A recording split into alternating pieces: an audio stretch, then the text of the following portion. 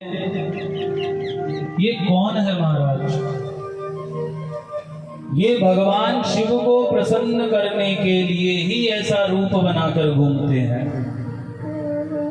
ये शिव के अनुयायी हैं, पार्षद है, जो इस मृत्यु लोक में भगवान शंकर को प्रसन्न करने के लिए ऐसा रूप बनाकर घूमते हैं।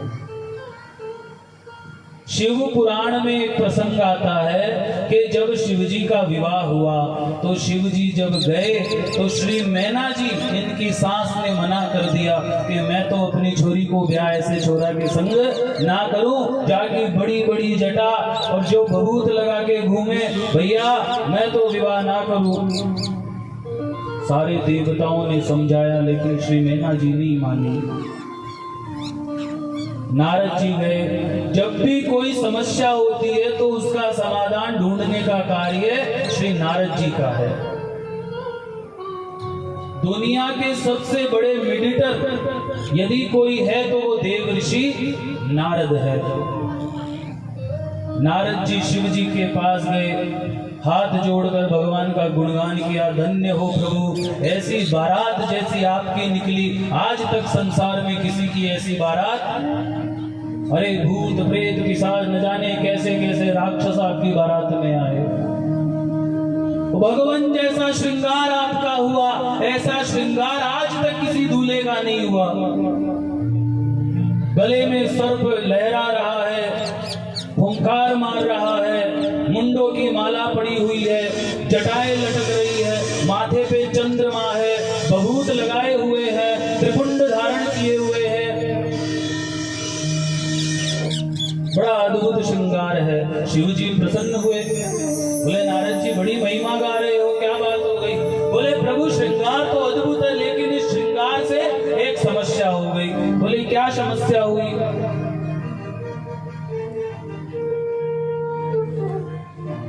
क्या समस्या हुई?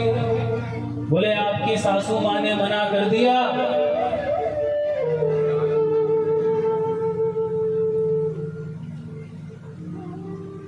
आपकी सास ने मना कर दिया। बोले मैं तो विवाह नहीं करूंगी, एक शर्त पे विवाह करूंगी। क्या?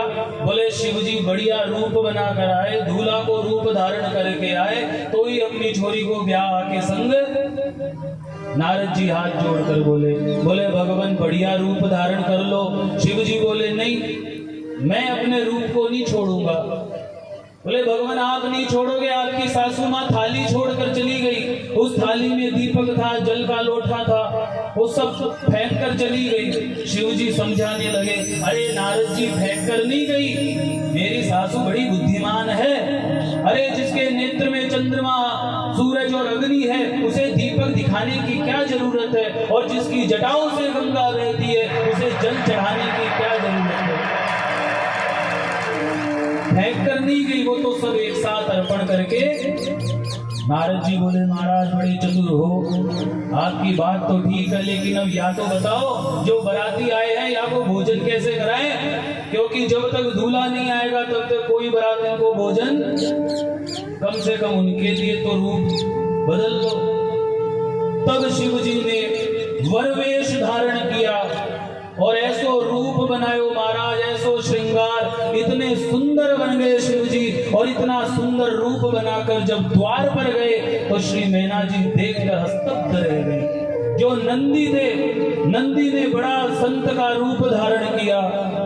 जितने भी बारात में भूत प्रेत पिशाच ये सब अमलात्मा विमलात्मा परमहंस परमात्मा का रूप धारण करके चले गए। और शिव जी ने बढ़िया दूल्हा का रूप बनाया और श्री मैना जी ने अपनी पुत्री, अपनी कन्या का विवाह शिव जी के साथ किया। नमः पार्वती पतये हर हर महादेव।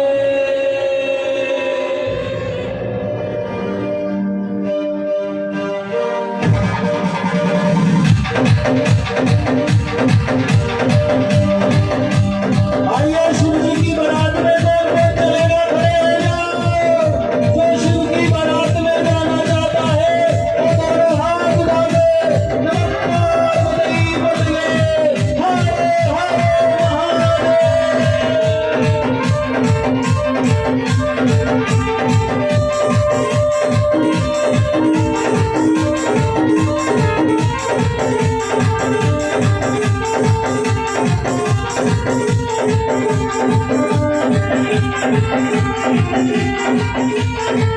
एक